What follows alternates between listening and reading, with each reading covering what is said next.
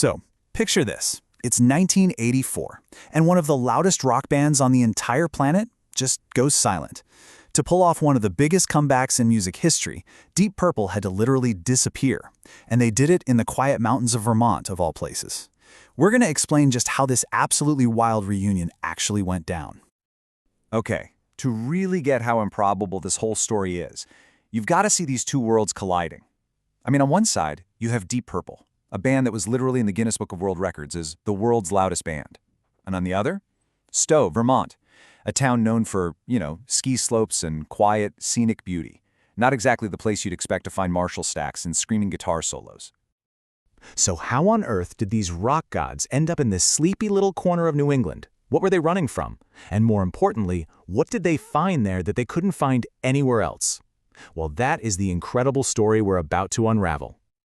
To get it, we really need to rewind back to '84 and figure out what this legendary band was so desperately looking for. What they needed was an escape hatch, a place super far away from the media, from the record labels, and just all the crushing pressure that comes with being rock royalty. And Stowe, Vermont, it offered the perfect solution: total isolation and, the most important thing of all, complete and utter anonymity. But why the need to hide? I mean, this wasn't just some band taking a little break. No, this was a massive, high-stakes gamble to try and piece together a legendary lineup that had completely shattered years earlier. You gotta remember, the classic Mark II lineup, that's Gillan, Blackmore, Glover, Lord, and Pace, they hadn't shared a stage since 1973, and the split was legendarily bitter. It was driven by these intense creative differences and, of course, the infamous personal friction, especially between singer Ian Gillan and guitarist Ritchie Blackmore. 8 years, that's an absolute eternity in the world of rock and roll. So, in April of '84, they all secretly agreed to give it another shot. The mission was pretty simple: find a totally neutral location, get away from everybody and everything, and just play. They weren't even sure if an album was going to happen. The first, most crucial step was just to see if that old magic, the thing that made them legends in the first place, was even still there. And this right here is where the story gets really, really good. Because once they got to Stowe, they didn't act like a bunch of rock stars at all. They just kind of became locals. See, they weren't hiding out in some big, fortified mansion. No way.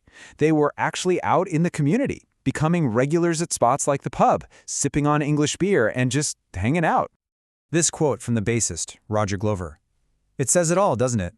The town's complete and total indifference to their fame was the secret ingredient.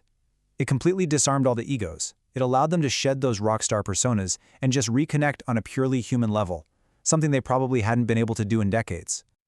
And they really did become part of the town. They started up these intense soccer games with the locals, including a young police officer named Roger Marcoux. He later became the sheriff and said they treated him like family. The townspeople just saw them as good guys, not some pompous superstars. I mean, just look at this photo. You can just feel how relaxed the whole atmosphere was. They aren't in a giant stadium. They're in a cozy little inn. With all that pressure completely gone, they finally had the space to remember why they even started making music together in the first place. And you know what? It absolutely worked. That relaxed, totally pressure-free creativity that they found in those Vermont mountains, it led directly to one of the greatest comeback albums in the history of rock. But getting there wasn't exactly a smooth ride. They first started jamming on the Von Trapp family estate, and yes, I mean that Sound of Music family, but they were denied a permit to actually record there. So they had to improvise. They moved into a rental house called Horizons and literally brought in a mobile recording studio parked outside in a truck. This was no high-tech, multi-million-dollar studio. It was a basement, a raw, authentic space where the only thing that mattered was the music they were making. It was completely organic, and you can totally hear that incredible energy all over the final album. The result of all this was Perfect Strangers, a massive success that went platinum in the United States. This proved the reunion was so much more than just a nostalgia trip. That chemistry they rediscovered in that Vermont basement, it resonated with millions and millions of fans. So yeah, they had definitely captured lightning in a bottle. But the huge question hanging in the air was, could they possibly do it again? Well, they tried. The band came back to Stowe in 1986 to record the follow-up, but the whole vibe was completely different. The old tensions were back. They even admitted they made the mistake of trying to sound current instead of just being themselves. Turns out, even the Vermont magic couldn't overcome those internal conflicts a second time around. But even though that second session was really tough, the legacy of that first trip remained incredibly powerful. As their tour manager, Colin Hart, put it, the real takeaway was about the great memories and the lasting friendships that they built there.